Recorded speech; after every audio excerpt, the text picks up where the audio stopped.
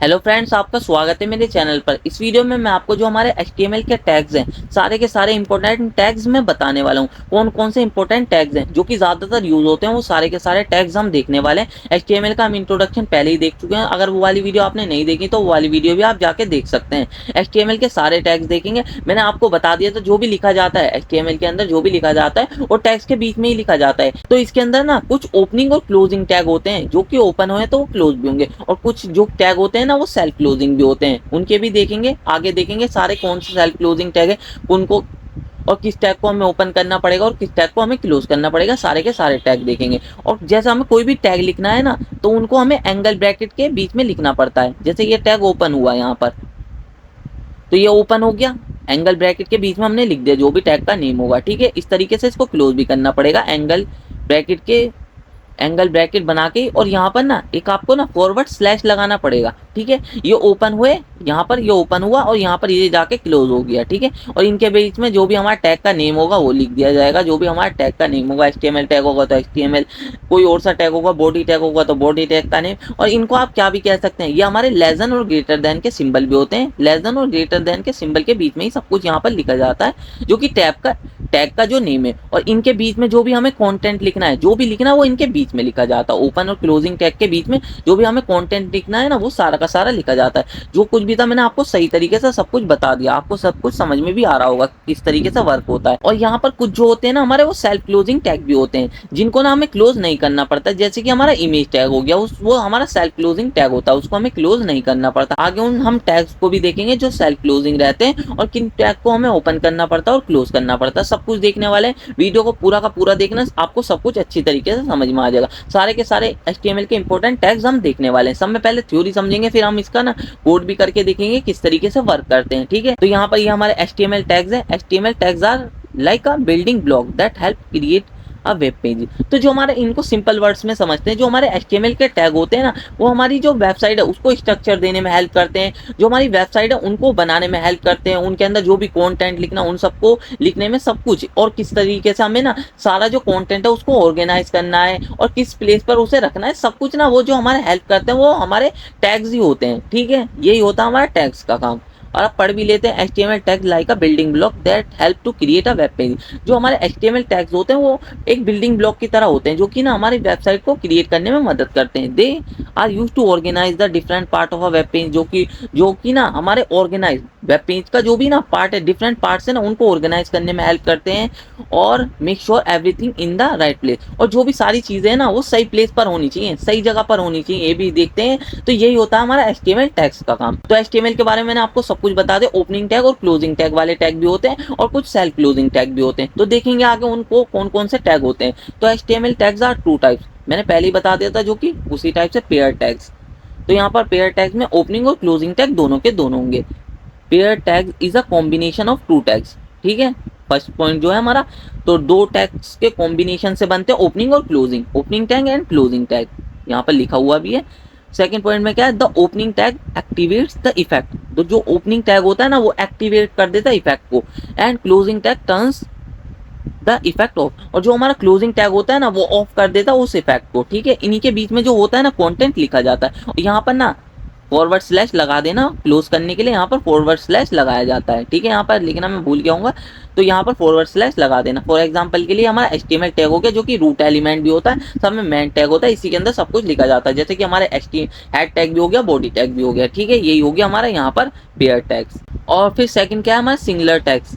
तो ये इनको भी देख लेते हैं। Singular tags is a standalone tag. तो ये क्या होते हैं, जो कि ना किसी और पर डिपेंडेंट नहीं होते, ये खुद ही ओपन होंगे तो खुद ही क्लोज होंगे। इनके लिए ना हमें कोई क्लोजिंग टैग नहीं लिखना पड़ेगा, ये हमारे सेल्फ क्लोजिंग टैग होते हैं। सिंगुलर टैग यही होगा। ठीक है, जिनके लिए हमें कोई भी क्लोजिंग टैग नहीं लिखना पड़ेगा। तो फर्स्ट पॉइंट आपको समझ में आ गया होगा। फिर सेकंड पॉइंट क्या है, it does not have a closing tag, जो कि मैंने बता ही दिया। For example BR tag is used to single line break. तो ये वाला जो हमारा BR टैग होता है ये सेल्फ क्लोजिंग टैग है। या तो इसको इस तरीके से भी लिख सकते हैं, अगर इस तरीके से भी लिखेंगे ना आप यहाँ पर फॉरवर्ड स्लैश BR, इस तरीके से कुछ ऐसे भी लिख देंगे ना इस टैग को, तब भी ये वर्क करेगा। ठीक है, इस तरीके से भी लिख देंगे, इस तरीके से भी। तो ये जो होते हैं हमारे सेल्फ क्लोजिंग टैग होते हैं। और ये वाला जो BR टैग है ना, ये किस लिए यूज किया जाता है, लाइन को ब्रेक करने के लिए। अभी देखेंगे भी इसका किस तरीके से यूज किया जाता है। आगे सब में पहले हम सम कॉमन HTML टैग्स। तो देख लेते हैं कौन कौन से हमारे जो इंपॉर्टेंट HTML टैग्स हैं वो कौन कौन से। फर्स्ट जो हमारा हेडिंग टैग, हेडिंग टैग देख लेते हैं। HTML heading tags are used to define heading. तो जो हमारा हेडिंग टैग है ना, HTML में जो भी हेडिंग्स होती हैं, हेडिंग्स आप समझ गए होंगे, जो हमारी मेन हेडिंग हुई उसको डिफाइन करने के लिए हम H1 का यूज करते हैं। फिर जो हमारी सब हेडिंग होती है उसी हिसाब से ना इनको यूज किया जाता है। तो सब में जो बड़ा टैग होता है ना वो H1 होता है, फिर ना H2 होगा वो उससे छोटा टैग दिखाएगा, उससे छोटा कंटेंट दिखाएगा, H3 उससे छोटा कंटेंट दिखाएगा, ऐसे ही छोटे छोटे होते चले जाते हैं। H6 होगा ना उस सब में कम कंटेंट दिखाएगा। हमने पिछली वीडियो में देखा था, हमने H1 को लिख के देखा था वो कितना बड़ा हमें टैक्स दिखा रहा था। इसी तरीके से H6 होगा ना वो सब में कम टैक्स दिखाएगा, सब में कम। जो कि ना H1 से जो छोटे वाले टैग्स होते हैं ना, H2 H3 H4 H5 H6, ये ना सब हेडिंग के लिए यूज किए जाते हैं। इनका ना जो भी यूज किया जाता है ना हेडिंग को दिखाने के लिए यूज किया जाता है। जो हमारे हेडिंग टैग्स होते हैं, हमारी सब हेडिंग भी तो होती है, उनके लिए हमारे उस हिसाब से टैग्स यूज कर दिए जाते हैं। सब में बड़ा जो टैक्स दिखाएगा वो H1 दिखाएगा, सब में जो छोटा टैक्स दिखाएगा वो H6 दिखाएगा। तो इनके बारे में पढ़ भी लेते हैं। HTML heading tags are used to define headings on a web page. तो जो कि ना हमारे हेडिंग टैग होते हैं वो हेडिंग को डिफाइन करने के लिए यूज किए जाते हैं। There are 6 levels of heading. तो हमारे पास 6 लेवल्स, हेडिंग के 6 लेवल्स होते हैं, ठीक है, H1 से लेकर H6 तक, from H1 to H6, with H1 being the largest and most important. तो जो कि ना H1 होती है ना हमारी सब में बड़ी होती है, and H6 being the smallest. और जो क्या H6 होती है ना वो हमारी सब में छोटी होती है, सब में छोटा टैग दिखाती है। सब हेडिंग के लिए यूज कर सकते हैं हम H6 को, H2 को, H5 को। इस तरीके से H1 जो हमारी होती है मेन हेडिंग के लिए यूज किया जाता है। तो ये जो होते हैं ना हमारी हेडिंग, ये ना हमारी सर्च इंजन ऑप्टिमाइजेशन में भी हेल्प करती हैं। तो किस तरीके से हेल्प करती हैं, जैसे ही हमारा कोई भी ब्राउजर है उसको दिख गई कि हमारी हेडिंग में हम हमारा मेन टॉपिक तो लिखेंगे, जैसे भी कोई भी यूजर सर्च करेगा हमारी उससे रिलेटेड कोई भी कंटेंट सर्च करेगा, तो वो जो ब्राउजर होगा ना वो वाला जो कंटेंट है उसको दिखा देगा, क्योंकि हेडिंग में उसको दिख जाएगा कि ये वाला कंटेंट यहाँ पर लिखा गया है हेडिंग में। तो इस बंदे को ना जो भी पर्सन होगा इसे यही वाला कंटेंट चाहिए, इसे यही कंटेंट देखना है, तो वो वाली जो हमारी वेबसाइट है उस बंदे को दिखा देगा। इस तरीके से सर्च इंजन ऑप्टिमाइजेशन में भी हेल्प करती है। तो यहाँ पर देख लेते हैं एग्जाम्पल के लिए H1 the main most important heading, ठीक है, अभी देखने वाले भी हैं सबको। मेन हेडिंग, फिर H2 सब हेडिंग स्मॉलर देन H1, ठीक है। इसी तरीके से मैंने बता ही दिया, अभी इनका कोड भी देखेंगे तो और आपको अच्छी तरीके से समझ में आएगा। ये वाला पॉइंट क्या, these tags help organise the content and improve readability. तो ये क्या करते हैं, ऑर्गेनाइज कंटेंट को ऑर्गेनाइज करने में हेल्प करते हैं और कंटेंट की ना जो रीडेबिलिटी है ना उसको बढ़ाते हैं। They also help search engine understand the structure of your web page. तो ये जो होते हैं ना ये सर्च इंजन ऑप्टिमाइजेशन में भी हेल्प करते हैं, सर्च इंजन को ना समझने में मदद करते हैं कि आपके ना जो वेब पेज का स्ट्रक्चर क्या है, ठीक है, इस तरीके से हेल्प करते हैं। ये सर्च इंजन में बहुत ज्यादा यूज किए जाते हैं, तो इनका ना बहुत ज्यादा यूज है। अभी देखेंगे भी आगे। इस तरीके से हमारी H1 से लेके H6 तक हेडिंग होती है, जो कि मैंने बता ही दिया था कि टैग किस तरीके से लिखे जाते हैं और इनको क्लोजिंग भी करना पड़ता है, और इसके बीच में जो टैग के बीच में कंटेंट लिखा जाता है जो भी हमें दिखाना है। सब में पहले HTML टैग यहाँ पर ओपन हुआ और यहाँ पर क्लोज हुआ, ठीक है। उसके बीच में हमारा हेड टैग होता है, हेड टैग ओपन हुआ, हेड टैग क्लोज हुआ। बॉडी टैग वो होता है जिसके अंदर ना हमारा वेब पेज का सारा कंटेंट दिखाई देता है। तो बॉडी टैग ओपन हुआ, क्लोज हुआ, बॉडी टैग के अंदर ही हम यहाँ पर सब कुछ लिखते हैं, और यहाँ पर हेड टैग के अंदर मेनली हम टाइटल लिखते हैं, और जो हमारे मेटा टैग्स होते हैं उनको लिखते हैं, जो कि सर्च इंजन ऑप्टिमाइजेशन के लिए यूज किए जाते हैं। और हमारे लिंक्स जैसे कि स्टाइल शीट्स और हमारे स्क्रिप्ट के जो लिंक होते हैं ना उनको ऐड करते हैं, जो कि मैंने पिछली वीडियो में बता दिया था। अगर आपने नहीं देखी तो वो भी देख सकते हैं। डॉक टाइप HTML हमारे HTML के वर्जन को बताती है। मैंने फिर से दोबारा से एक बार रिपीट कर दिया, तो अगर पिछली वीडियो नहीं देखी तो वो वाली वीडियो भी आप जाके देख सकते हैं। तो यहाँ पर जो सब में पहला जो हमारा टॉपिक था वो हेडिंग्स थी। यहाँ पर जो हमारी हेडिंग्स है वो H1 से लेकर H6 तक है। तो यहाँ पर 6 लेवल्स की हमारे पास हेडिंग होती है H1 से लेकर H6 तक। तो जो सब में बड़ी हेडिंग होती है, जो H1 टैग है उसके अंदर सब में बड़ी हेडिंग आती है, इसका जो हेडिंग का साइज होता है वो सब में बड़ा होता है। और ऐसे ही H6 जो हेडिंग होती है ना उसका जो साइज होता है ना वो सब में छोटा होता है। और इन टैग को इस तरीके से लिखा जाता है, जैसे कि हमने H1 टैग लिखा, यहाँ पर H1 टैग को क्लोज कर दिया। इसके अंदर ओपनिंग और क्लोजिंग टैग दोनों होते हैं, और इनके बीच में ना जो हमें कंटेंट लिखना है, जो भी टैग लिखना वो लिख देते हैं। इसी तरीके से हमारा H2 टैग है जो ओपन भी है और जो क्लोज भी है, और उसके बीच में जो हमारा कंटेंट है ना उसको लिख दिया है हमने। इसी तरीके से हमारा H3 टैग हो गया, और इसी तरीके से हमारा H6 तक सारे के सारे जो टैग हैं वो हो गए। जो हमारे हेडिंग टैग है ना उसका इस्तेमाल ना जो हमारी वेबसाइट है ना उसके अंदर ना हेडिंग लिखने के लिए यूज किया जाता है। इसका यूज ना जो हमारी वेबसाइट में जो हेडिंग्स होती है ना उनको लिखने के लिए यूज किया जाता है। हमारे अंदर हमारी जो वेबसाइट होती है उसके अंदर फिर हमें हेडिंग के साथ साथ ना सब हेडिंग्स भी लिखनी होती है। तो यहाँ पर जो हमारे पास सब हेडिंग्स है ना उसके लिए H2 से लेकर H6 तक जो भी टैग है ना उनका यूज किया जाता है। तो H6 जो हेडिंग टैग है ना वो सब में कम इंपोर्टेंट हेडिंग टैग है। तो इनको रन करके भी देख लेते हैं किस तरीके से वर्क करते हैं। तो यहाँ पर देख सकते हैं साइज में जो सब में बड़ा है वो H1 है, और सब में ज़्यादा इंपॉर्टेंट यही हेडिंग होती है। ये एसईओ के लिए भी ना बहुत ज़्यादा यूज़ की जाती है, क्योंकि ना जैसे कोई पर्सन ने हमारी वेबसाइट सर्च करी और हमारा जो हेडिंग लिखी है उससे रिलेटेड है, तो जो ब्राउज़र होगा ना, जो ब्राउज़र पे जो भी बंदा सर्च कर रहा होगा उसको हमारी वेबसाइट दिख जाएगी। वो किसकी हेल्प से? वो भी सर्च इंजन ऑप्टिमाइजेशन की हेल्प से। सर्च इंजन की हेल्प से ना जो भी वेबसाइट, जो भी हमारा ना वेबसाइट देखना चाह रहा होगा ना बंदा, तो सर्च इंजन की हेल्प से ना उस बंदे को ना हमारी वेबसाइट सब में ऊपर दिख जाएगी, जो भी बंदा वेबसाइट देखना चाह रहा होगा। ये देख सकते हैं यहाँ पर H1 सब में बड़ी हेडिंग है, और फिर H2 उससे छोटी हेडिंग है, H3 उससे छोटी हेडिंग है, इसी तरीके से H4 उससे भी छोटी हेडिंग है, H5 उससे छोटी, और H6 उससे भी छोटी। ये साइज में कम होती चली जाएंगी। H1 सब में बड़ी होगी, फिर H2 उससे छोटी होगी, H3 उससे छोटी, इसी तरीके से हमारी हेडिंग वर्क करती है। तो ये हमारी हेडिंग टैग थे, इनका ओपनिंग और क्लोजिंग टैग होता है, और उनके बीच में जो भी हमें कंटेंट लिखना है वो लिख देते हैं। अब इनको कमेंट कर देते हैं। अब देख लेते हैं हमारा पैराग्राफ टैग। पैराग्राफ टैग क्या करता है? फिर हमारा सेकंड क्या है? Paragraph tag. पैराग्राफ टैग को देख लेते हैं। पैराग्राफ टैग कुछ नहीं है, जो हम पैराग्राफ लिखते हैं उनको ना बस एक स्ट्रक्चर देखने के लिए यूज किया जाता है, कि ऐसे ही हम कुछ भी कहीं पर ना लिख दे, हम उसको ना एक स्ट्रक्चर दे देते हैं पैराग्राफ से। अगर हमें कुछ भी पैराग्राफ लिखना होता है ना, कुछ भी लिखना होता है, तो उसको हम पैराग्राफ टैग में डाल देता है। The HTML paragraph tag P is use to define a paragraph of a text on a web page. तो यही हमारा, जो कि मैंने पहले ही बता दिया, जो हमारा पैराग्राफ होता है ना, जो हमारा वेब पेज है उसके अंदर ना पैराग्राफ को डिफाइन करने के लिए यूज करते हैं, ठीक है ना। कुछ भी ऐसे हम कहीं पर भी नहीं लिख सकते, इसलिए हम पैराग्राफ टैग का यूज करते हैं। तो इसी तरीके से यहाँ पर इसका ओपनिंग और क्लोजिंग टैग दोनों होते हैं। इनके बीच में, इन दोनों के बीच में यहाँ पर हम कंटेंट लिख देते हैं, ठीक है, इस तरीके से, ठीक है। और ये क्या करता है? Define the start of the paragraph और mark the end of the paragraph, ठीक है। और इस तरीके से हमारा यहाँ पर एग्जाम्पल भी देख सकते हैं। यहाँ पर H1 लिखी हुई है हमारी हेडिंग, और फिर पैराग्राफ इस तरीके से लिखा हुआ है। इसके बीच में हमारा यहाँ पर पैराग्राफ कंटेंट लिखा हुआ है, और इसको हमने ओपन करा तो इसे क्लोज भी करा इस तरीके से। और यहाँ पर भी देख सकते हैं, यहाँ पर हमने ओपन करा तो इसे यहाँ पर जाके क्लोज भी करा, और इसके बीच में जो हमारा कंटेंट है वो लिखा हुआ है, ठीक है। इस तरीके से आपको सब कुछ समझ में भी आ गया होगा। पैराग्राफ टैग का यूज ना, हमें कोई भी पैराग्राफ लिखना होता है ना उसके लिए यूज किया जाता है। जैसे कोई भी हमें टैक्स लिखना है ना वेबसाइट में, हेडिंग के अलावा कोई भी और टैक्स लिखना होता है ना, उसके अंदर हम पैराग्राफ टैग का ही यूज करते हैं। कुछ भी हमें जो लिखना होता है ना, सब कुछ जो भी वेबसाइट पर हमें लिखा हुआ दिखाना है वो सब हम पैराग्राफ टैग के अंदर ही यूज करते हैं। पैराग्राफ टैग का यूज करके ही हम लिखते हैं। वैसे लिखने को लिख सकते हैं, पर यहाँ पर ना पैराग्राफ टैग का ही यूज किया जाता है, ठीक है ना।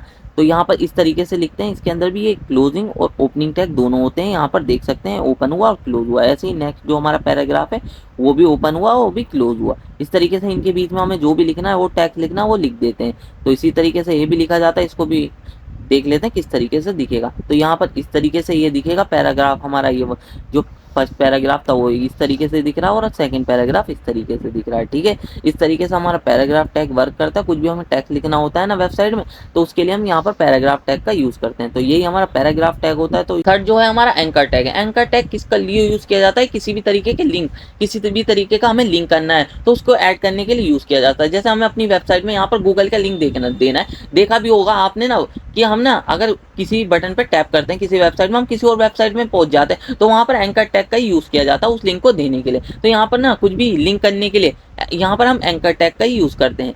The HTML anchor tag is use to create hyperlinks which allow user to navigate from one page to another or different section within the same page। तो ये क्या करता है? जो हमारा एंकर टैग का यूज किया जाता है हाइपरलिंक को क्रिएट करने के लिए जो है ना हमारा एंकर टैग का यूज किया जाता है। ये क्या करता है? यूजर को ना वन वेबसाइट से ना दूसरी वेबसाइट पर, अनदर पेज पर भी कह सकते हैं, एक वेबसाइट के पेज से अनदर वेबसाइट के पेज पर ये हमारा नेविगेट कर देता है, एक पेज से दूसरे पेज पर पहुंचाने में हेल्प करता है। तो इस तरीके से ये इस तरीके से लिखते हैं। यहाँ पर इसको ओपन करा तो यहाँ पर हमने इसको जाके यहाँ पर क्लोज भी करा। और ये इनको क्या कहते हैं? इनको एट्रीब्यूट कहते हैं। ये जो हमारा href लिखा है इसके अंदर ना जो भी हमें वेबसाइट देनी है, जो भी हमें पेज लिंक करना है उसका ना यहाँ पर URL देते हैं href के अंदर। और टारगेट ये ब्लैंक किस लिए यूज किया गया है ये अभी मैं आपको ना जब मैं कोड करूंगा तब आपको ज्यादा समझ में आएगा। टारगेट इसको लिखेंगे भी नहीं तो कोई भी फर्क नहीं पड़ेगा। अगर ना हम जैसे हमारा कोई वेबसाइट है इस पेज में खुली हुई है, हमने लिंक टैप करा, ये वाला जो लिंक टैप करा, तो ये यहाँ पर ना दूसरे टैब में जाके खुलेगी। मल्टीपल टैब्स होते हैं ना ब्राउजर में, आपने देखे भी होंगे ऊपर, तो ये दूसरे टैब में जाके खुलेगी। इसका मतलब यही है टारगेट। अगर ये हम डैश ब्लैंक करके इस तरीके से लिख देंगे तो इस तरीके से आप मल्टीपल एग्जांपल देख सकते हैं यहाँ पर इस तरीके से। तो ये हमारे ये इतने इंपॉर्टेंट नहीं है, बस ये दो ज्यादा इंपॉर्टेंट है, ये जो हमारा href और टारगेट है। और इस तरीके से ओपनिंग और क्लोजिंग, और यहाँ पर ये इनके बीच में कंटेंट लिखा हुआ है।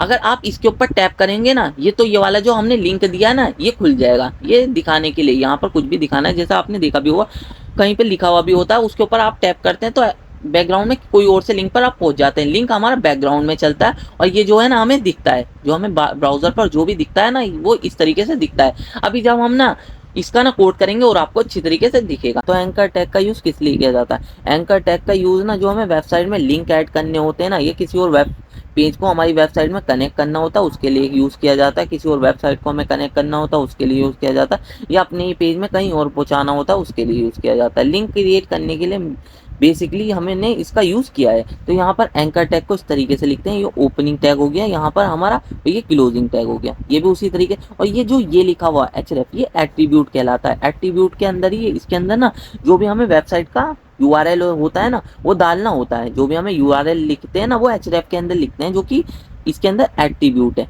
इस तरीके से एट्रीब्यूट लिखा जाता है और href जो है, और इस तरीके से ना, और यहाँ पर इस तरीके से हमारा जो URL है ना उसको हम यहाँ पर लिख देते हैं। और जो भी URL का हमें नेम देना है, जैसे कि हमने गूगल दे दिया, यहाँ पर गूगल की जगह कुछ और भी लिख सकते थे, जो भी हमें ना URL का नेम देना वो लिख देते हैं। और इसके बाद जो हमारा क्या है, ये br टैग है। br टैग को मैंने पहले बता दिया था, लाइन ब्रेक करने के लिए यूज किया जाता है br टैग। तो ये ना सेकंड लाइन में पहुंच जाएगा, क्योंकि एक इनलाइन एलिमेंट है जो हमारा, ये है ना लिंक हमारा इनलाइन एलिमेंट है। अभी दिखाऊंगा भी किस तरीके से इनलाइन एलिमेंट है। तो इनलाइन और ब्लॉक एलिमेंट के बारे में वैसे तो हम उसमें जाके पढ़ेंगे, जो हमारी CSS है, वैसे थोड़ा बहुत मैं इस वीडियो में बता दूंगा। इसी तरीके से सेकंड लिंक है वो हमारा फेसबुक का है लिंक है, और उसके अंदर हमने यहाँ पर इस तरीके से यहाँ पर href के अंदर इसका लिंक डाल दिया और यहाँ पर हमने इसका नाम दे दिया फेसबुक, और इसी तरीके से इसको क्लोज भी करना पड़ता है। एट्रीब्यूट के अंदर हम यहाँ पर क्या करते हैं, एट्रीब्यूट के अंदर हम यहाँ पर क्या करते हैं, जो हमारा href एट्रीब्यूट है उसके अंदर हम लिंक डाल देते हैं। और ये सेकंड वाला जो टारगेट है, तो इसका भी यूज बताऊंगा ये किस तरीके से यूज किया जाता है। वैसे तो ना जो हमें ना टैब में ना किसी और ब्राउज टैब में ना दूसरा टैब खोलना है, इस लिंक को ना दूसरे टैब में खोलना, उसके लिए यूज किया जाता है इस तरीके से टारगेट ब्लैंक का। तो देखते हैं इसको भी किस तरीके से यूज करते हैं। अब इसको रन करके देख लेते हैं। यहाँ पर इस तरीके से यहाँ पर जाएंगे हम क्रोम में, तो इस तरीके से ये जो हमारे लिंक है ना ये दिखेंगे। हमने पहले गूगल ओपन करा तो ये इस तरीके से हमारा आ गया, ठीक है।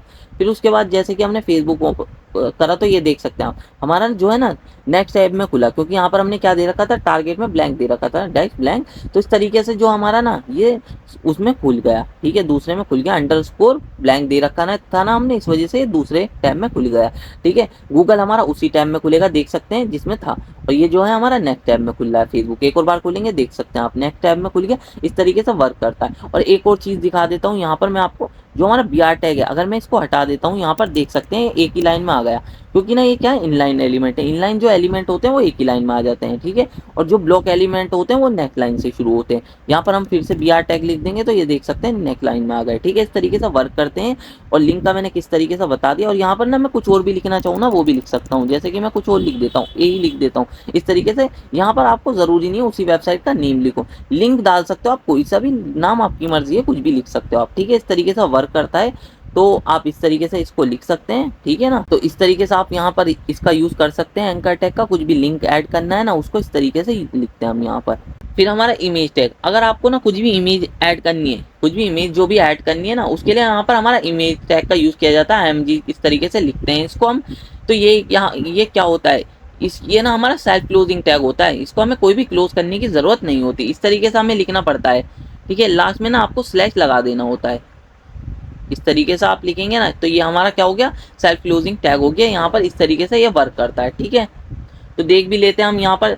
तो यहाँ पर कुछ भी इमेज, जो भी इमेज ऐड करना चाह रहे हैं ना, या तो आपके खुद के फोल्डर में इमेज होगी ना उसको भी ऐड कर सकते हैं, या बाहर से URL डाल के भी इमेज ऐड कर सकते हैं। जब मैं आपको कोड करूंगा ना तो तब आपको और अच्छे तरीके से समझ में आएगा। इसको भी कोड करके देखेंगे, सब चीज़ों को हम कोड करने वाले हैं, इसकी कोई भी टेंशन मत लेना, सब कुछ आपको समझ में आ जाएगा। जो जो मैं बता रहा हूँ पहले आप उसको समझते जाइए, फिर हम इसका कोड भी करके देखेंगे। तो आपको एग्जाम्पल के लिए दिखा रहा हूँ ये तो मैं, और फिर ना हम कोड करके देखेंगे तो और आपको अच्छी तरीके से समझ में आ जाएगा। The HTML image tag is use to add image to a web page, it is a self closing tag, जो कि मैंने बता दिया। so it does not need a separate closing tag. The image tag doesn't have any text inside it user attribute to show the image. तो ये क्या कहना चाह रहा है, जो हमारा इमेज टैग होता है ना उसके अंदर हम ना कोई भी टैक्स नहीं लिख सकते, उसके अंदर जो भी हम लिखते हैं ना सब कुछ एट्रीब्यूट के अंदर ही लिखते हैं, ठीक है ना।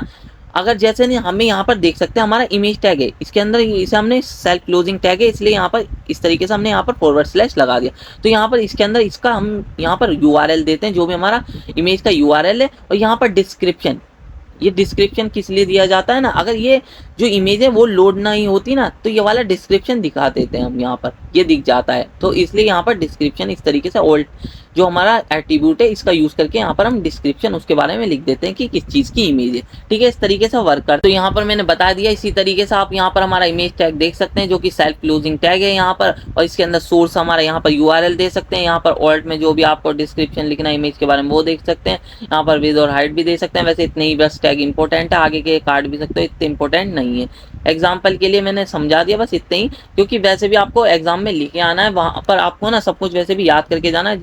तो मेन चीजें याद करके जाइए ना, फालतू की चीजें क्यों पढ़ के जानी। यहाँ पर ये वाले 2 एट्रीब्यूट नहीं लिखेंगे ना तब भी कोई फर्क नहीं पड़ेगा, बस यहाँ पर क्लोजिंग टैग आपको लगा देना है एंड में, ठीक है।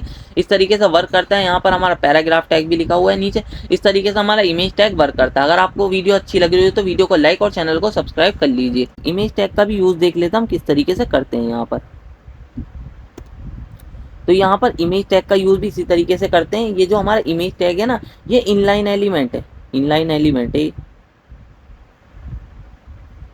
तो जो हमारा इमेज टैग है, तो जो हमारा इमेज टैग है ना वो क्या है, हमारा इनलाइन एलिमेंट है। इसके अंदर ना हमें ना इसको बंद करने की जरूरत नहीं पड़ सकती। देख सकते हैं आप, हमने कोई भी क्लोजिंग टैग नहीं लगाया। इसके अंदर ना जो भी लिखा जाता है इसी के अंदर लिखा जाता है, ठीक है। इस तरीके से आप लिख सकते हैं। इसके अंदर भी ना जो हमारे एट्रीब्यूट होते हैं, जो भी हमें लिंक इमेज का यूआरएल डालना है ना वो एसआरसी के अंदर डालते हैं। इस तरीके से यहाँ पर उसका जो भी इमेज है उसका लिंक डाल सकते हैं आप। ऑल्ट हमारी ये इमेज कर दिया हमने यहाँ पर। ये क्या करता है, ये डिस्क्रिप्शन है हमारा, जो भी इमेज का हम डिस्क्रिप्शन देना चाह रहे हैं। अगर ये इमेज ना हमारी वेबसाइट पर नहीं दिखती है ना तो यहाँ पर ये दिखेगा, इमेज लिखा हुआ दिखाई देगा। ओल्ट के अंदर वही डालते हैं, ये भी हमारा ऑल्ट एक एट्रीब्यूट है। और विद और हाइट भी डाल सकते हैं, जो भी आप ना इमेज की विड्थ देना चाह रहे हैं और हाइट देना चाह रहे हैं वो लिख सकते हैं। तो देखते हैं इसको किस तरीके से वर्क करता है, एक बार रन करके देखते हैं। तो यहाँ पर इसको इस तरीके से हमने रन करा तो देख सकते हैं ना फर्स्ट वाली जो इमेज है उसके अंदर हमने क्या दे रखी थी, विड्थ और हाइट दे रखी। तो इसके अंदर देख सकते हैं जो इसकी हाइट है वो 400 पिक्सल है और उसकी जो विड्थ है वो कितनी है, 400 पिक्सल ही है। तो इस तरीके से इसकी हाइट और विड्थ दे सकते हैं जो कि 400 पिक्सल है। ऑल्ट में अगर ये जैसे कि मैं यहाँ पर कुछ हटा देता हूँ, इसके अंदर डी हटा दिया तो यहाँ पर क्या दिखेगा, यहाँ पर हमारा ये इमेज, एक मिनट दोबारा से देखते हैं हम। यहाँ पर ना ये ऑल्ट में ना हम ना जो भी इमेज को डिस्क्रिप्शन देना चाह रहे हैं ना वो दिखा देते हैं हम यहाँ पर। तो अभी मैं यहाँ पर से जैसे कि इमेज का ये टाइटल हटा देता हूँ, ठीक है। ये जैसे कि गड़बड़ हो तो ये देख सकते हैं ना यहाँ पर इमेज लिखा हुआ दिखाई दे रहा है। यहाँ पर आप साइड में देख सकते हैं इमेज आ, क्योंकि ना यहाँ ये जो इमेज है ना इसका यूआरएल ना अगर प्रोसेस नहीं हो पाता तो जो भी आप ना इमेज का नेम लिखेंगे ना यहाँ पर ऑल्ट के अंदर वो यहाँ पर आपको दिख जाएगा। इस तरीके से वर्क करता है और इस तरीके से आपको वर्क करता है। इस तरीके से आप दे सकते हैं, यहाँ पर इमेज का यूआरएल दे सकते हैं आप, ठीक है ना। इस तरीके से ये होता है, ठीक है। यहाँ पर देख सकते हैं हमने इसकी विड्थ और हाइट नहीं दी तो इस तरीके से बहुत बड़ा दिख रहा है। अगर आप ना इसकी विड्थ और हाइट दे देते तो ये इतना ज़्यादा बड़ा नहीं दिखता, ठीक है। ये बहुत ज़्यादा बड़ी इमेज दिख रही है तो इस तरीके से नहीं दिखती। तो इस तरीके से हमारा इमेज टैग का यूज़ किया जाता है यहाँ पर। और ये क्या है, हमारा सेल्फ क्लोजिंग टैग है, इसको आपको क्लोज करने की बिल्कुल भी ज़रूरत नहीं पड़ती, ठीक है। इस तरीके से वर्क करता है। और अब देख लेते हैं डिव टैग। तो डिव टैग का हमारा सीएसएस के टाइम अब मैं दिखाऊंगा बहुत ज्यादा यूज करता है। जो हमारा कंटेंट है ना उसको ना सेक्शंस में डिवाइड करने के लिए किया जाता है। वेब पेज जो भी दिख रहा है ना उसको सेक्शंस में तोड़ने के लिए यूज किया जाता है। अगर हम कोई भी चीज लिख रहे हैं ना वो डिव के अंदर लिख के ना हम एक सेक्शन में तोड़ सकते हैं उसे। डिव का बहुत ज्यादा यूज किया जाता है। एक डिव को ना हम ना डिवीजन करने के लिए, वेब पेज का डिवीजन करने के लिए यूज करते हैं। तो यहाँ पर ना इसका ना हम ना वेबसाइट बनाने में आजकल बहुत ज्यादा यूज कर रहे हैं। डिव का, स्पैन का, इन सब का बहुत ज्यादा यूज होता है। तो HTML div tag is used to create division और section in a web page. तो जो मैंने बता दिया, जो हमारा वेब पेज है उसको डिवीजन करने के लिए, उसका डिवीजन करने के लिए, सेक्शन में डिवाइड करने के लिए उस यूज किया जाता है हमारा डिव टैग का। It is a versatile and commonly used element for grouping content together. तो इसका यूज किस लिए किया जाता है, तो एक तरीके का जो कंटेंट है ना उसको ग्रुप करने के लिए भी किया जाता है, ठीक है ना। और ना सेक्शंस में डिवाइड करने के लिए भी इसका यूज किया जाता है। इस तरीके से आप यहाँ पर डिव टैग को लिख सकते हैं। यहाँ पर एक क्लास भी लिखी हुई है, इसको तो हम बाद में देखेंगे। वैसे यहाँ पर समय पहले तो बॉडी टैग है, बॉडी टैग ओपन हुआ तो यहाँ पर हमने यहाँ पर क्लोज भी कर रखा है, ठीक है। यहाँ पर ये डिव टैग ओपन हुआ, डिव टैग ओपन हुआ, ये क्लास एट्रीब्यूट है। इसको भी हम आगे CSS के टाइम पे समझेंगे तो आपको और अच्छी तरीके से समझ में आएगा। ये डिव टैग ओपन हुआ तो यहाँ पर जाके क्लोज भी हुआ, नीचे जाके देख सकते हैं यहाँ पर क्लोज भी हुआ। इसके अंदर कितने और डिव टैग है, इसके अंदर एक ये डिव टैग है जो कि ओपन हुआ, यहाँ पर जाके क्लोज भी हुआ।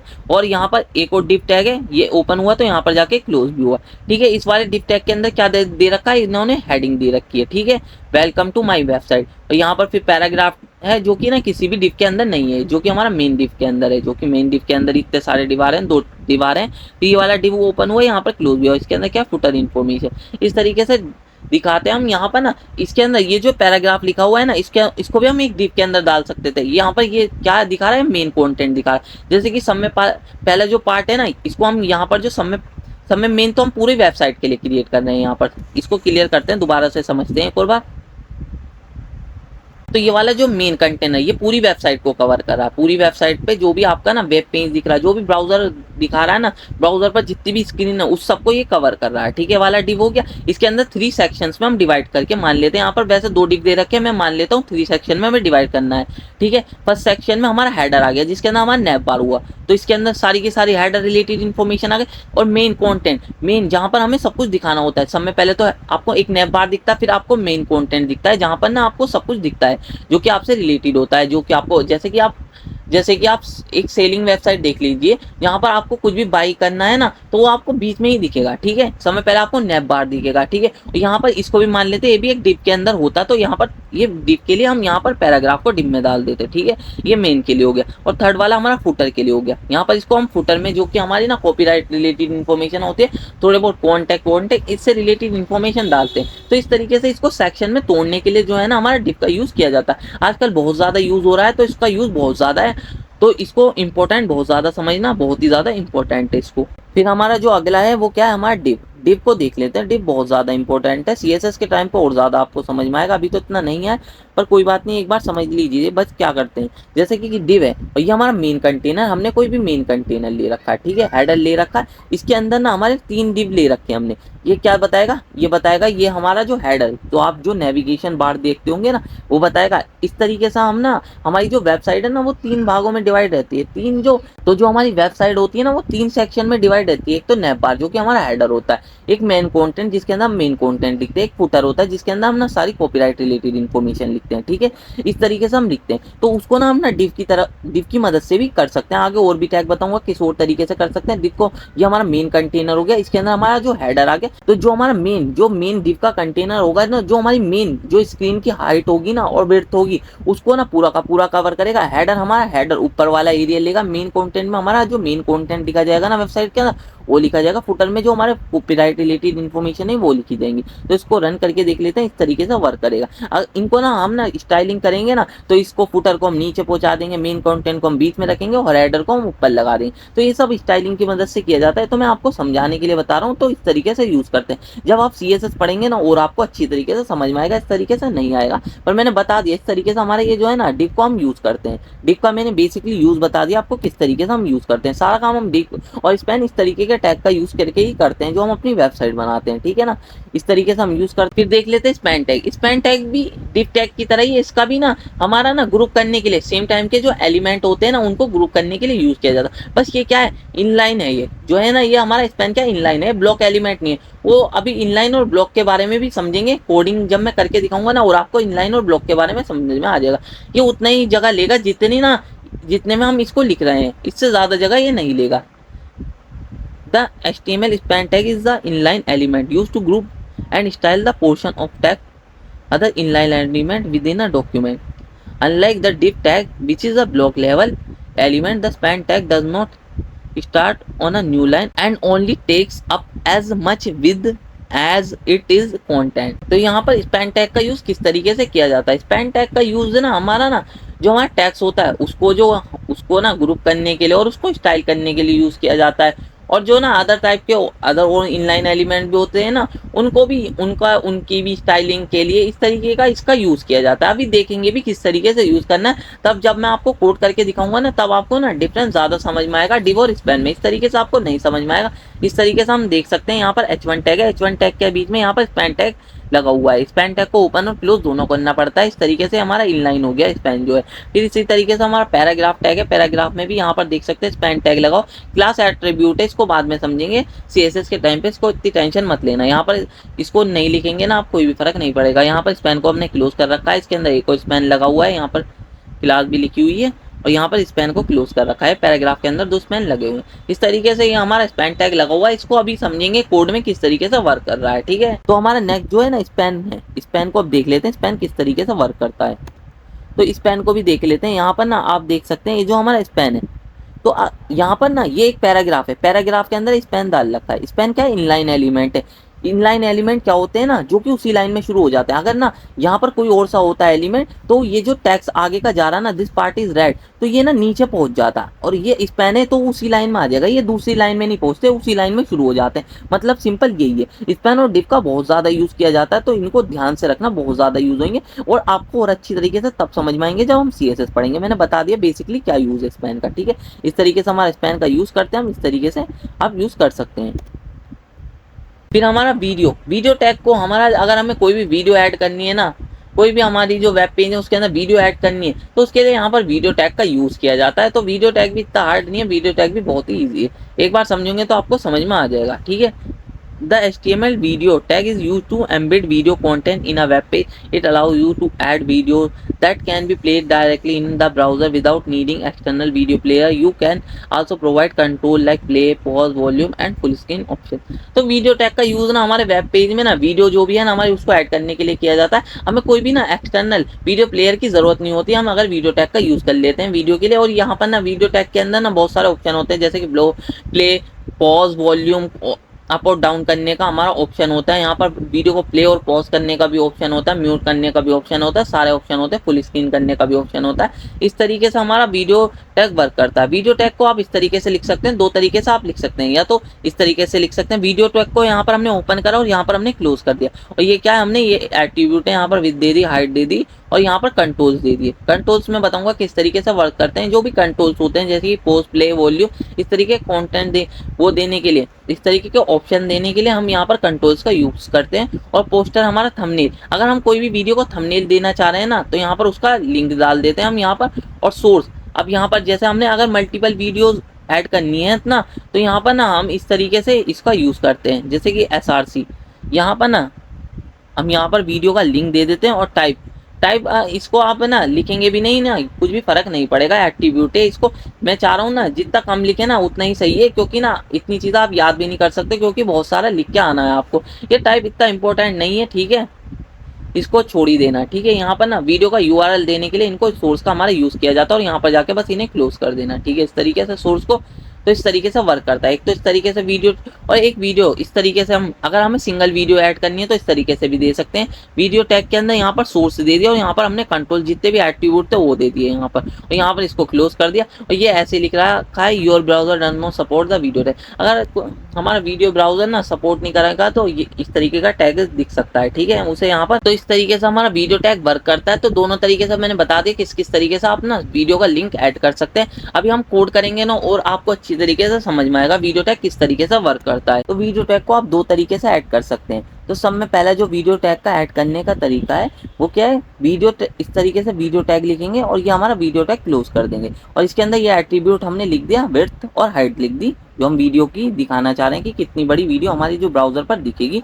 और कंट्रोल्स ये बताने के लिए होते हैं, ये भी एक एट्रीब्यूट है, हाइट भी हमारा एक एट्रीब्यूट है, विड्थ भी हमारा एक एट्रीब्यूट है। कंट्रोल्स कि हम ना वीडियो में जो कंट्रोल्स डालना चाह रहे हैं, कंट्रोल्स मीन्स कि ना जो आप ना स्पीड दे सकते हैं, वीडियो को म्यूट कर सकते हैं, ये जो ऑप्शन डालते हैं पॉज और फिर उसको पॉज, प्ले, इस तरीके से जो ऑप्शन होते हैं ना, ये सब ऑप्शन कंट्रोल्स की हेल्प से डाले जाते हैं, ठीक है। और इस तरीके से लिखेंगे ना तो यहाँ पर ना सोर्स को आप इस तरीके से भी लिख सकते हैं। यहाँ पर सोर्स लिख के SRC हमारा एट्रीब्यूट हो गया, इसके अंदर जो भी वीडियो है उसका URL डाल देंगे SRC के अंदर। तो इस तरीके से एक तरीका तो ये हो गया हमारा, यहाँ से यहाँ तक का एक तरीका हो गया कि इस तरीके से ऐड कर सकते हैं। सेकंड तरीका जो हमारा हो गया वीडियो SRC, वीडियो के अंदर ही यहाँ पर SRC टैग डायरेक्ट लिख के आप ना यहाँ पर ये दे सकते हैं आप URL SRC के अंदर, और कंट्रोल्स हमारा जो ऑप्शन देने के लिए होता है, ठीक है। और एट्रीब्यूट भी दे सकते हैं, जैसे कि विड्थ और हाइट भी दे सकते हैं यहाँ पर आप। और इस तरीके से ना यहाँ पर ये हमारा क्लोज करना ही पड़ेगा आपको, क्लोज तो हो गई। तो यहाँ पर इसको ये ओपनिंग और क्लोजिंग टैग तो दोनों ही होते हैं। तो वीडियो ऐड करने का तरीका देख लेते हैं यहाँ पर। इस तरीके से ये हमारा जो है ना वीडियोस दिखेंगे, और सेकंड वाली को हमने विड्थ और हाइट नहीं दे रखी, तो इसलिए क्या हो रहा है, विड्थ और हाइट नहीं दे रखी तो ये क्या हो रहा है, बहुत ज़्यादा बड़ी स्क्रीन पर खुल रही है। और जबकि फर्स्ट वाली को हमने क्या दे रखी है, विड्थ और हाइट दोनों दे रखी है, तो फर्स्ट वाली उतनी ही विड्थ और हाइट ले रही जितनी हमने दे दी है। पिक्सल में दे रखी है हमने, पिक्सल के बारे में भी बात करेंगे CSS में, अभी आपको समझ में भी नहीं आएगा क्योंकि उसी का टॉपिक है। तो आज का जो हमारा टॉपिक है वो है तो इस तरीके से ना ये ऑप्शन, ये जो प्ले और पॉज के जो ऑप्शन आए, ये म्यूट, ये सब जो ऑप्शन आए किसकी वजह से आए, ये सारे जितने भी ऑप्शन है ना वो किसकी वजह से आए, ये सारे ऑप्शन जो हम देना चाह रहे हैं ना ये उसी की वजह से आए भी, जो हमने कंट्रोल्स लिखा है वहां पर। अगर हम कंट्रोल्स एट्रीब्यूट नहीं लिखते तो ये जितने भी ऑप्शन आ रहे हैं ना ये बिल्कुल भी नहीं आते। तो इस तरीके से ये हमारा वीडियो टैग का यूज किया जाता है। सिंपल वर्ड्स में मैंने आपको बता दिया कि किस तरीके से हमारा वीडियो टैग का यूज यहाँ पर किया जाता है। तो इनको कमेंट कर देते हैं अब यहाँ पर, और कमेंट मैंने पहले ही आपको समझा दिया था कि कमेंट किस तरीके से वर्क करता है। बीआर टैग भी बता दे, सारे टैग मैंने बता दिए। और अब तो यहाँ पर हम बीआर टैग देख लेते हैं। बीआर टैग का यूज क्या होता है, ये ना लाइन को ब्रेक करने के लिए यूज किया जाता है। जैसे कि हम यहाँ पर कंटेंट लिखे जा रहे हैं, यहाँ पर टेक्स्ट लिखे जा रहे हैं, यहाँ पर टेक्स्ट लिख दिया हमने यहाँ पर हमने बीआर टैग लगा दिया, और ये जितना भी आगे वाला टैग होगा, टेक्स्ट होगा ना, वो सारा का सारा नेकलाइन में पहुंच जाएगा। इस तरीके से इसको वर्क करा जाता है। जब भी हम कोडिंग करेंगे तो और आपको अच्छी तरीके से समझ में आएगा।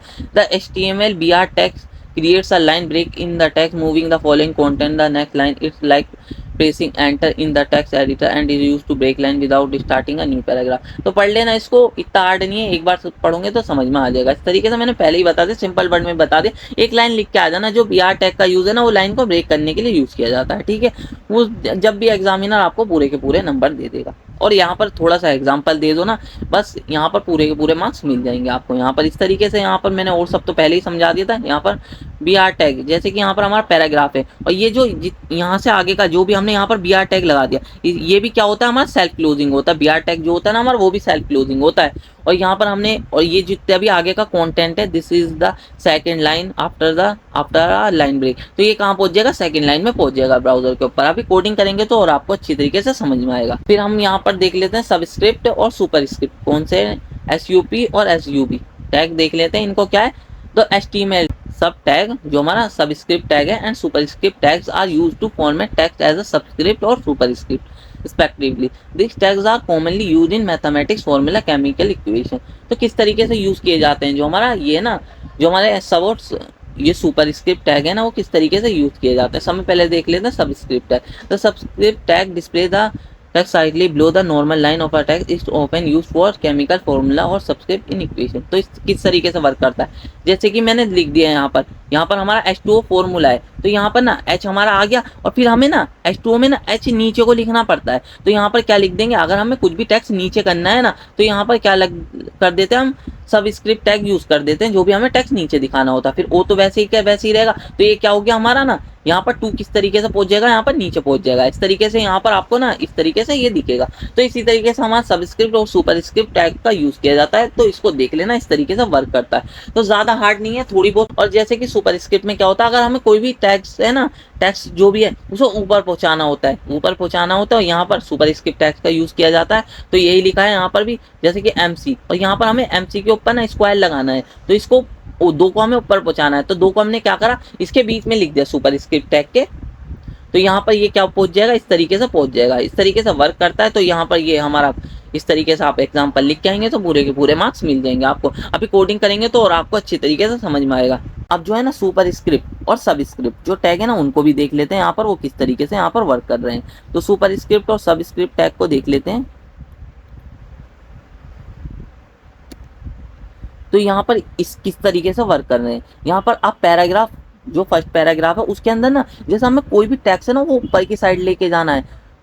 सब में पहले देखते हैं सबस्क्रिप्ट। तो जब भी हमें कोई भी टेक्स्ट ना नीचे की साइड लेके आना है ना, उसको हम ना सबस्क्रिप्ट टैग के अंदर बीच में लिखते हैं। जैसे कि हमारा H2O के अंदर 2 जो होता है नीचे की साइड होता है H के, तो उसको हमने 2 को हमने नीचे की साइड दिखाना है, तो उसको सबस्क्रिप्ट टैग में टैग है ना उसके अंदर लिख दिया। ये भी क्या है, एक इनलाइन ही एलिमेंट है, ठीक है, इनलाइन एलिमेंट है, ये भी इनलाइन टैग है। तो ये भी कोई नई लाइन से नहीं शुरू होगा, ठीक है। इस तरीके से देख सकते हैं आप। तो यहाँ पर देख सकते हैं ये जो है ना H2 है ना, ये नीचे को पहुंच गया, क्योंकि हमने क्या कर रखा है, इसको ना सबस्क्रिप्ट जो टैग है SUB के अंदर इस तरीके से लिख रखा है। तो इस तरीके से इसलिए नीचे पहुंच रहा है। इसी तरीके से हमारा सुपरस्क्रिप्ट टैग भी होता है। इस 2 को हमें ऊपर पहुंचाना था, तो इसलिए हमने इसे सुपरस्क्रिप्ट टैग के बीच में लिख दिया। इसी तरीके से ये भी वर्क करता है। एक और सुपरस्क्रिप्ट टैग लिख रखा है, इसी तरीके से वर्क करता है, ठीक है। ये क्या होता है, इनलाइन एलिमेंट होते हैं, जो कि एक नई लाइन से नहीं शुरू होते। अगर ये ना वो हमारे ब्लॉक एलिमेंट होते हैं ना, ये नई लाइन से शुरू होते हैं। तो इस तरीके से आपको ना कोई भी टेक्स्ट ऊपर पहुंचाना है तो यहाँ पर सुपर स्क्रिप्ट टैग का यूज करना है, अगर नीचे पहुंचाना है तो सब स्क्रिप्ट टैग का यूज करना है। इस तरीके से इनको लिखते हैं, ठीक है ना। इस तरीके से ये वर्क करता है। बटन टैग का यूज बहुत ज्यादा होता है, बटन टैग को अच्छी तरीके से पढ़ लेना। बटन टैग का यूज ना, जैसे कि हमें कोई भी बटन क्रिएट करना है, सबमिट बटन, रीसेट बटन, आपने फॉर्म देखे होंगे ना, जो हम फॉर्म फिल करते हैं, गूगल फॉर्म भी देखा होगा, इस तरीके का फॉर्म देखे होंगे ना आपने बहुत सारे, या आप ना कहीं पर लॉग इन करते हैं, वहां पर रीसेट, यहाँ पर सबमिट का ऑप्शन भी तो दिखता है। उस तरीके के जो बटन क्रिएट करने के लिए किसका यूज किया जाता है, यहाँ पर बटन टैग का यूज किया जाता है, the HTML button tag create. तो इसको क्रिएट करने का सब में आसान तरीका है, हम यहाँ पर ना बटन लिख के ना यहाँ पर ओपनिंग और क्लोजिंग दोनों करनी है, और यहाँ पर बटन, जो भी बटन का नेम है ना वो लिख देना, जो भी हमें टेक्स्ट है तो ठीक है वो लिख देना, ठीक है। और यहाँ पर ना एट्रीब्यूट दे रखा है, यहाँ पर अगर हमें टाइप इसका सबमिट रखना है तो सबमिट डाल देंगे, और यहाँ पर अगर रीसेट रखना है तो रीसेट डाल देंगे टाइप में, ठीक है। तो रीसेट फॉर्म, सबमिट फॉर्म, इस तरीके से बटन यूज किए जाते हैं। अभी कोडिंग करेंगे तो और आपको अच्छी तरीके से समझ में आएगा। The HTML button tags create clickable button on a web page, it can be use to submit forms, run JavaScript function. तो जावास्क्रिप्ट तो अभी हमने पढ़ी नहीं, जावास्क्रिप्ट के फंक्शन रन करने के लिए भी इसका यूज किया जाता है, और act as a simple interactive element. The button can include tags, image और other content, making it is flexible और डिफरेंट यूजेस। तो ठीक है ना, आपने पढ़ लिया। इस तरीके से हमारा जो है ना बटन वर्क करता है। तो हम बटन के अंदर ना इमेज और टैग्स और अदर टाइप का जो भी कंटेंट है ना उसको भी यूज कर सकते हैं। यहाँ पर बटन इस तरीके से वर्क करता है, ठीक है ना। इस तरीके से हमारा बटन वर्क करता है। अभी इसकी कोडिंग भी करके देखेंगे तो और आपको अच्छी तरीके से समझ में आएगा। फिर हमारा बटन बहुत ज्यादा इंपॉर्टेंट है, बटन को सही से देखना, बटन बहुत ज्यादा यूज होने। वैसे बटन और भी तरीके हैं बटन को क्रिएट करने के, वो देखेंगे हम जब ना फॉर्म पढ़ेंगे। तो यहाँ पर बटन, तो क्लिक मी, सब में पहले तो बटन को इस तरीके से हम क्लिक कर सकते हैं, ये क्या गया क्लिक, ठीक है ना। तो यहाँ पर ना बटन के बीच में ना जो भी आप टेक्स्ट लिखेंगे ना वो आपको ना इसके ऊपर दिखाई देगा, बटन के ऊपर। बटन ओपन और क्लोजिंग टैग दोनों होता है, जो भी बीच में लिखाई देंगे वो बटन के ऊपर दिखाई देगा। इसी तरीके से सबमिट वाले में सबमिट लिख रखा, रीसेट। और ये जो वैल्यू, ये जो टाइप है ना, ये टाइप बता रहा, और इसके साथ साथ ना एक वैल्यू भी हम पास कर सकते हैं, वैल्यू भी हम पास कर सकते हैं यहाँ पर इस तरीके से। अगर हमें कोई भी ना वैल्यू पहुंचानी है इसको सबमिट करने पर, ये से तो वैसे हम जावास्क्रिप्ट में पढ़ेंगे, वैसे आपको समझ में भी नहीं आएगा, क्योंकि ना ये तभी यूज होता है क्योंकि ना हमें जब कहीं डेटा भेजना होता है ना तब हम इसका यूज करते हैं। वैसे तो सिंपल वर्ड्स में समझिए, ये जो बटन है ये टाइप एक एट्रीब्यूट है जो कि बता रहा है ये सबमिट बटन है, और इसी तरीके से ये जो टाइप बता रहा है ये रीसेट बटन है। इस तरीके से यूज करते हैं। जो भी आपको ना टेक्स्ट इसके बटन के ऊपर दिखाना वो यहाँ पर लिख देते हैं, हम यहाँ पर बटन के बीच में लिख देते हैं। इस तरीके से वर्क करता है, ठीक है। इस तरीके से हमारा जो है ना बटन वर्क करता है। तो बटन को लिखने का यही तरीका है। और ये भी क्या हमारा एक इनलाइन एलिमेंट है, देख सकते हैं ना बराबर में ही शुरू हो रहा है। अगर ये ब्लॉक एलिमेंट होता है तो नई लाइन से शुरू होता है। यहाँ पर हम एक काम कर सकते हैं, BR टैग लिख सकते हैं। BR टैग लिखेंगे तो इस तरीके से नीचे पहुंच जाएगा। इस तरीके से एक और BR टैग लिखा तो वो नीचे पहुंच गया। इस तरीके से ना BR टैग ना इसको ना दूसरी लाइन में पहुंचा देता है। तो BR टैग का यही काम होता है। तो इस तरीके से बटन वर्क करते हैं। अगर आपको कोई भी बटन क्रिएट करना वो इस तरीके से होता है। बटन का काम ना हम क्लिक के लिए ही करते हैं। तो अभी आपको समझ में भी नहीं आएगा क्योंकि जावास्क्रिप्ट आती है ना, क्योंकि सारा काम जावास्क्रिप्ट का ही है बटन में। तो जावास्क्रिप्ट नहीं आएगी तो किस तरीके से वर्क करेंगे, तो जब हम जावास्क्रिप्ट देख लेंगे ना, जब मैं आपको बताऊंगा कि किस तरीके से वर्क कर रहा है। तो जो अब हमारा अगला टैग है वो क्या है, स्ट्रॉन्ग टैग।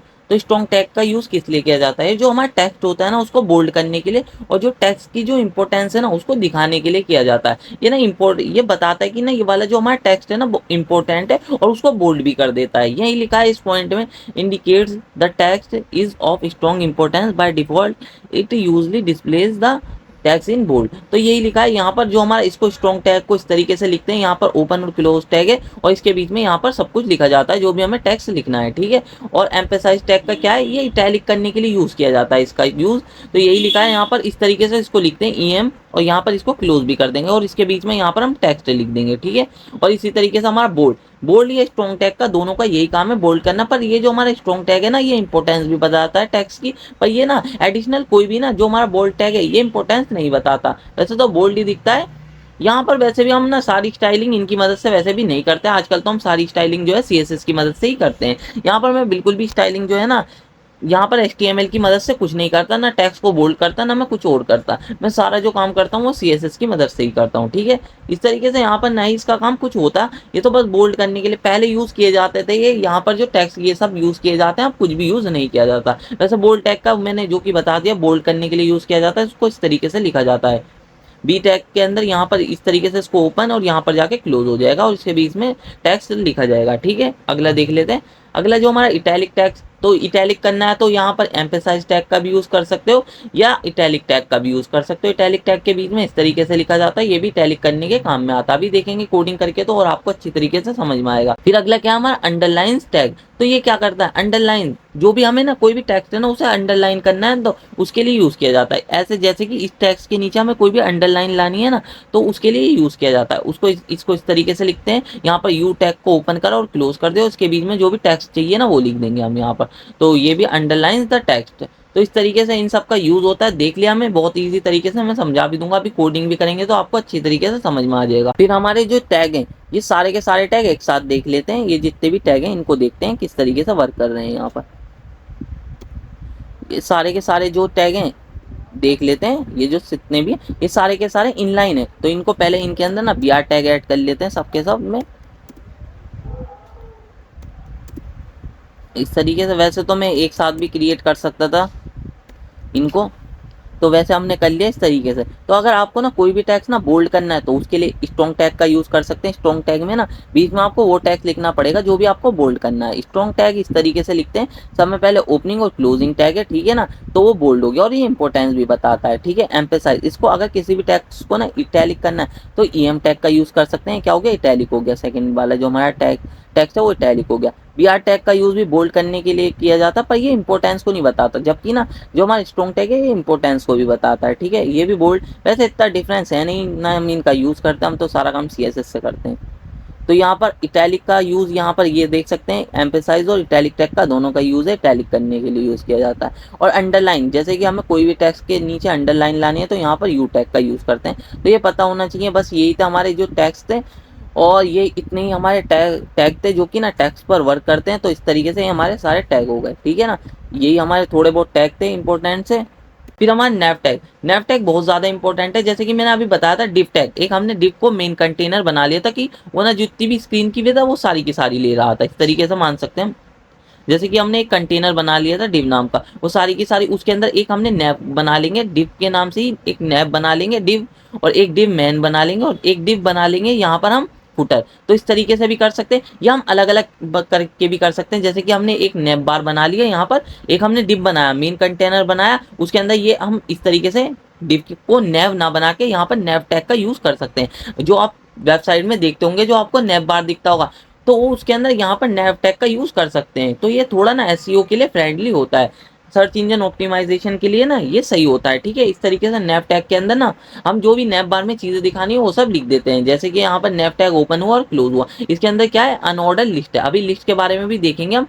और इसके अंदर लिस्ट के सारे आइटम दे रखे हैं, ये सब लिस्ट के अभी समझा दूंगा जब आगे हम लिस्ट भी समझेंगे ना, और अभी कोडिंग भी करूंगा और आपको अच्छी तरीके से समझ में आ जाएगा। इस तरीके से यहाँ पर हमने लिस्ट के आइटम इस तरीके से ऐड किए जाते हैं। तो यहाँ पर नैव बार बनाने के लिए आप नैव टैग का यूज कर सकते हैं। तो ना the nav tag is used to define a section of a web page that contain navigation links such as menus, links to other pages or internal section of the same page. It helps structure navigation element. तो जो कि मैंने बता दिया वही सब लिखा है इसके अंदर। तो इस तरीके से हमारा जो nav tag होता है ना उसका यूज किया जाता है। ठीक है ना, nav tag का ना यूज है ना डिफाइन करने के लिए, जो हमारा nav बार होता है ना उसको डिफाइन करने के लिए यूज किया जाता है। अभी कोडिंग करेंगे तो और आपको अच्छी तरीके से समझ में आएगा। ठीक है, और मेन टैग का जो हमारा मेन कंटेंट जो कि आपको ना सब कुछ मेन में समय ऊपर तो आपको यहाँ पर नैव बार दिखाई देता है। ठीक है, उसके बाद मेन कंटेंट जो भी आपको ना कुछ भी जो कि सारा मेन कंटेंट रिलेटेड होता है ना वो मेन टैग में लिख सकते हैं। और फुटर टैग, एक फुटर टैग होता है, जो भी फुटर जो भी आपको कॉपीराइट रिलेटेड इन्फॉर्मेशन है वो फुटर टैग में इस तरीके से लिख सकते हैं। इस तरीके से 3 सेक्शन में आप डिवाइड कर सकते हैं। तो मेन टैग के अंदर हमारा मेन सारा जो भी कंटेंट आएगा ना वो इस तरीके से लिखा जाता है। मेन को ओपन करेंगे, क्लोज करेंगे, उसके बीच में जो भी हमें कंटेंट चाहिए यहाँ पर वो लिख दिया जाता है। तो यही लिखा है यहाँ पर भी, इसको पढ़ लेना। ठीक है, the main tag is used to show the main part of a web page, जो कि मैंने बताई थी। It include the important content, the focus on the main topic but does not include header, footer, navigation menus और side section.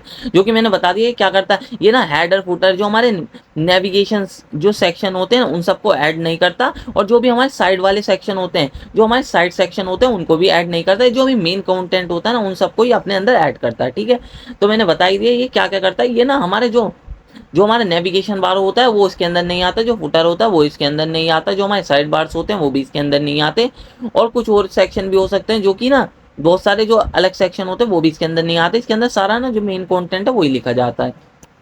फिर हम यहाँ पर देख लेते हैं फुटर टैग। फुटर टैग का मैंने यही बता दिया, जैसे कि हमारा कॉपीराइट रिलेटेड कोई इन्फॉर्मेशन हो गई जहाँ हमें कोई लिंक देना हो, जैसे कि प्राइवेसी पॉलिसी यहाँ पर लिखी हुई है, इसका लिंक देना है, तो यहाँ पर इस तरीके से हम इसका यूज कर सकते हैं। यहाँ पर फुटर टैग का सब में नीचे होता है, वेबसाइट में आपने देखा भी होगा, किसी वेबसाइट में जाएंगे तो वहाँ पर आपको फुटर टैग दिख जाएगा। इस तरीके से इन सब टैग्स का यहाँ पर यूज किया जाता है। The footer tag is use to define the footer section of a web page. It usually contains information like copyright detail, links to privacy policies और कॉन्टैक्ट इन्फॉर्मेशन। तो इसी तरीके से हमने बता दिया, ये वही है जो मैंने बता दिया, सब कुछ वही लिखा है, एक बार पढ़ोगे तो समझ में आ जाएगा। इस तरीके से वर्क करता है। अब सब में ज्यादा इंपॉर्टेंट है जो हमारा HTML कमेंट्स। और अब देख लेते हैं जो हमारे नैव मेन और फुटर टैग है। तो सब में पहले नैव टैग को देखते हैं। नैव टैग तो जैसे कि हमें ना कोई भी नैव बार क्रिएट करना होता है ना, तो उसके लिए हम यहाँ पर नैव टैग का यूज करते हैं। जैसा अभी मैंने आपको बताया भी था, एक चीज और बताई थी ना कि ना जब हमने ना कोई भी हेडर, जैसे कि हेडर अभी मैंने टैग बताया था कि ना हम डिव की मदद से भी क्रिएट कर सकते हैं, उसको हम हेडर क्लास दे सकते हैं, वहाँ पर नैव क्लास दे सकते हैं, तो उस तरीके से भी क्रिएट कर सकते हैं। नैव का करने चाह रहे हैं तो नैव का भी यूज कर सकते हैं। तो ये सब ना ब्राउजर के लिए होते हैं, ये एसईओ फ्रेंडली होते हैं, एसईओ की मदद के लिए होते हैं सब जो जितने भी टैग्स होते हैं। तो ये जितने भी टैग होते हैं ना एसईओ की मदद के लिए ही होते हैं, ठीक है, सर्च इंजन की मदद के लिए ही होते हैं, ठीक है ना। तो यहाँ पर ये हमारी अनऑर्डर लिस्ट है, तो अनऑर्डर लिस्ट इस तरीके से क्रिएट करते हैं, अभी देखेंगे भी। अनऑर्डर लिस्ट के अंदर हमारा लिस्ट आइटम है, फर्स्ट लिस्ट आइटम में जो हमारा एक ना लिंक डला हुआ है एंकर टैग की मदद से, ठीक है। सेकंड ये लिस्ट आइटम है हमारा, तो इसके अंदर भी सारों के अंदर लिंक डले हुए हैं। इस तरीके से हमारी अनऑर्डर लिस्ट क्रिएट होती है। तो जैसे कि हमें कोई भी नैप बार क्रिएट करना है, तो नैप बार को ना जो नैप बार हमें क्रिएट करना है उसका सारा कंटेंट ना हम नैप टैग के बीच में लिख देते हैं। तो इस तरीके से नैप टैग का यूज किया जाता है। ये जितना भी कंटेंट है ना हमें ना सारा का सारा ना नैप टैग के बीच में लिख देते हैं, जो नैप बार में दिखेगा इस तरीके से। क्योंकि आपने वेबसाइट में भी देखा होगा कि ना सारा जो समय ऊपर दिखता है होम अबाउट, ये सब हमारे नैप टैग में ही तो दिखता है। तो इस तरीके से हमारे नैप टैग का यूज किया जाता है। इसी तरीके से जो मेन कंटेंट लिखना होता है ना वो सब हम मेन में करते हैं यूज। तो जो भी हमें मेन कंटेंट दिखाना होता है ना वो सारा मेन के बीच में हम लिख देते हैं। तो सारा का सारा जो कंटेंट दिखाना है ना मेन के अंदर, जो भी ब्राउजर में मेन जो हमारा कंटेंट होता है वो सारा मेन टैग के अंदर वैसे लिखा जाता है, ठीक है। इस तरीके से होता है इनका यूज भी। और इस तरीके से हमारा H1 टैग लिखा हुआ है और पैराग्राफ टैग लिखा हुआ है। सेकंड हमारा क्या, थर्ड क्या है हमारा जो फुटर टैग। तो फुटर टैग का यूज किस तरीके से किया जाता है उसको भी देख लेते हैं। तो यहाँ पर फुटर टैग का यूज इस तरीके से किया जाता है, जो भी फुटर में इन्फॉर्मेशन दिखानी होती है, जैसे कि हमारी कॉपीराइट रिलेटेड इन्फॉर्मेशन हो गई और कुछ प्राइवेसी पॉलिसी के लिंक देने होते हैं ना, वो इस तरीके से दे दिए जाते हैं यहाँ पर। तो इस तरीके से हमारा एंकर टैग यूज है, यहाँ पैराग्राफ टैग यूज है। इस तरीके से जो भी मैंने बताया भी था आपको ना, जो भी हमें वैसे टैक्स लिखना होता है वो पैराग्राफ टैक्स की मदद से ही लिखते हैं, ठीक है। इस तरीके से इनकी स्टाइलिंग तो हम बाद में ही देखेंगे जो कि हमारी CSS से होती है। तो इस तरीके से ये हमारे नैव, जैसे नैप बार क्रिएट, नैप बार होता नहीं जिसके अंदर हमारा होम अबाउट कॉन्टैक्ट ये सब होता है, सब में ऊपर दिखता होगा। फिर जो मेन कंटेंट होता है बीच में होता है और नीचे आपने सब वेबसाइट में भी देखा होगा हमारा फुटर होता है, जो कि जिसके अंदर कॉपीराइट रिलेटेड इन्फॉर्मेशन होती है। तो इस तरीके से इन टैग का यूज किया जाता है। तो यही हमारे जो मेन बेसिक टैग्स थे। अगर आपको वीडियो अच्छी लगी हो तो वीडियो को लाइक और चैनल को सब्सक्राइब कर लीजिए। तो HTML कमेंट्स को भी देख लेते हैं। HTML कमेंट्स क्या है? In HTML, comments are used to add notes or explanation in the code that are displayed on the web page. They are used helpful for developer to document or explain parts of a code, and they can also be used to temporarily disable certain section of the code without deleting them. तो comment start with, इस तरीके से comment हमारी start होती है। Comment वैसे भी आपने कोई और सी लैंग्वेज पढ़ी होगी उसमें पढ़ रखी होगी कमेंट, तो इसके अंदर इस तरीके से लिखी जाती है। यहाँ पर ये हमारा क्या हो गया, इस तरीके से ये सिंबल बनेगा जो हमारा क्या है, लेस देन का सिंबल बनेगा। और यहाँ पर क्या हो जाएगा, एक्सप्लेनेशन का मार्क बनेगा। यहाँ पर इस तरीके से आप ये लिख सकते हैं। और फिर यहाँ पर ना, यहाँ पर इनके बीच में ना इस तरीके से कमेंट आ जाएगी, इस तरीके से कमेंट आ जाती है। यहाँ पर इस तरीके से इतना पार्ट लिखना है और यहाँ तक का पार्ट लिखना है, ठीक है। यहाँ तक का पार्ट लिखना है, यहाँ तक का पार्ट लिखना है, ठीक है ना। इस तरीके से यहाँ तक का पार्ट और यहाँ तक का पार्ट लिखेंगे तो ये कमेंट हो जाती है हमारी। इस तरीके से लिखते हैं हम कमेंट को, एक और बार बता देता हूँ। इस तरीके से यहाँ पर ये और इसके बीच में जो भी हमें कंटेंट कमेंट करना है वो, और फिर यहाँ पर इस तरीके से। तो इस तरीके से हमारी कमेंट लिखी जाती है यहाँ पर, ठीक है। तो कमेंट्स का काम क्या होता है, वैसे भी अगर आपने कोई और सी लैंग्वेज पढ़ रखी हो तो जो हमारी कमेंट है ना उनको ना, जो हमारा कोड जो भी एग्जीक्यूट कर रहा है, जैसे हमारा ब्राउजर हमारा कोड एग्जीक्यूट कर रहा है तो वो ना इनको इग्नोर कर देगा, वो इनको ना अपनी वेबसाइट पर नहीं दिखाएगा, चाहे बॉडी के अंदर लिखी हो चाहे हेडर के अंदर लिखी हो, ठीक है। ये क्या करेगा ना, ये उनको ना अपने ब्राउजर के अंदर नहीं दिखाएगा। ये कमेंट ना जो हमारे कोडर्स हैं या जो हमारी वेबसाइट का कोड देख रहे हैं ना, उनके हेल्प के लिए यूज किया जाता है कि ये क्या क्या सेक्शन है। जैसे कि ये हेडिंग है, तो यहाँ पर हमने कमेंट डाल दी उसको बताने के लिए कि ये हेडिंग है। ऐसे ही यहाँ पर ये पैराग्राफ है, तो इसको बताने के लिए ऊपर पैराग्राफ की हमने हेडिंग डाल दी, वो डाल दी कमेंट। और इसी तरीके से ये इमेज है, तो ये यहाँ पर हमने क्या कर दिया, और इमेज को ना यहाँ पर हमने क्या कर रखा है, डिसेबल कर रखा है। अगर हमें कुछ थोड़ी टाइम के लिए डिसेबल भी करनी है ना कोई चीज़, तो उसके लिए भी हम यहाँ पर कमेंट डाल सकते हैं। इस तरीके से कमेंट का यूज़ किया जाता है। ब्राउजर ने इसको एग्जीक्यूट नहीं करता, ये हेल्प के लिए होती है, डेवलपर के लिए हेल्प के लिए होती है। कोई और हमारा कंटेंट दिख रहा है उसके लिए हेल्प के लिए होती है, कोड को समझने के लिए हेल्प के लिए होती है। सब में कमेंट्स होते हैं, चाहे जावा स्क्रिप्ट हो, चाहे CSS हो, चाहे HTML हो, चाहे आपने कोई और सी लैंग्वेज भी पढ़ रखी हो, C++, सब में आपने कमेंट्स पढ़ रखी होगी, पाइथन भी पढ़ रखी होगी ना, उसके अंदर भी कमेंट्स है, सब में कमेंट्स होती हैं। ये ना कोडर की हेल्प के लिए होती हैं। तो इस तरीके से हमारी कमेंट वर्क करती हैं। तो मैंने आपको बता दिया इस तरीके से हमारी कमेंट लिखी जाती हैं। तो ये मैंने बता दिया किस तरीके से कमेंट वर्क करती हैं। तो अगला क्या हमारा इनलाइन एंड ब्लॉक एलिमेंट है। तो इसको अभी नहीं समझते, क्योंकि अगर मैं अभी आपको समझा दूंगा तो आपको अच्छी तरीके से नहीं समझ में आएगा। तो इनलाइन एंड ब्लॉक एलिमेंट को हम CSS के अंदर ही जाके समझेंगे, क्योंकि वैसे उसी का ही टॉपिक है इनलाइन और ब्लॉक एलिमेंट, तो उसी के अंदर जाके समझेंगे तो तब आपको ज्यादा अच्छी तरीके से समझ में आएगा। क्योंकि कभी आप यहाँ पर कंफ्यूज हो जाओ, तो इनलाइन और ब्लॉक एलिमेंट को हम वहीं CSS में जाके समझेंगे। और इसके अंदर आप देख लेते हैं अगला क्या है हमारा HTML की लिस्ट है। तो लिस्ट को हम नेक्स्ट वीडियो में देखते हैं किस तरीके से लिस्ट जो है हमारी वर्क करती है, और किस तरीके से हम लिस्ट को लिख सकते हैं, और कितने टाइप की हमारी लिस्ट होती है। तो अगर आपको वीडियो अच्छी लगी हो तो वीडियो को लाइक और चैनल को सब्सक्राइब कर लीजिए। अब मिलते हैं इसी तरीके की नेक्स्ट वीडियो में।